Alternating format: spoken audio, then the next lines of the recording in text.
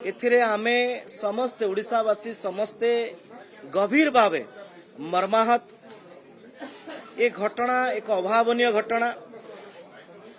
ए घटना घटिवा मुहूर्ते माननीय प्रधानमंत्री को आरंभ करी मुख्यमंत्री पर्यंत स्वास्थ्य मंत्री पर्यंत समस्ते ए घटना प्रति संवेदनशील अछंती। ओडिशा सरकार संवेदनशील अच्छी और ये घटना को तीव्र भाव रे समस्ते गभीर भावे ए घटना रे मर्माहत मध्य अछंती। किंतु ए घटना घटिवार सकाळ 4टारे माननीय मुख्यमंत्री कटक रे पहुंचिले। जो माने ए घटना रे आहत होइचंती तांकु तुरंत अन्य जगह को स्थानांतर करिकी केमिति भलो चिकित्सा तांकु मिलिबो से व्यवस्था मध्य करागला।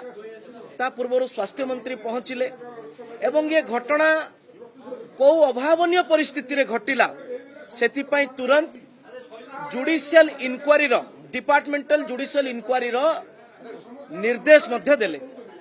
केवल सेतिकी कले नहीं, जो दुर्घटना रे जो मानकर प्राणहानि हैला तांकु श्रद्धांजलि अर्पण पूर्वक 25 लाख टंकार सहायता घोषणा करले।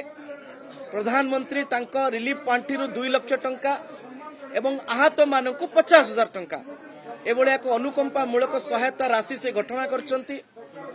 एवं विधानसभा भितरे स्वास्थ्य मंत्री विधानसभा रूल एंड प्रोसीडियर अनुଯାयी 214 अनुଯାयी तांकर ऑफिशियल स्टेटमेंट विवृत्ति मध्य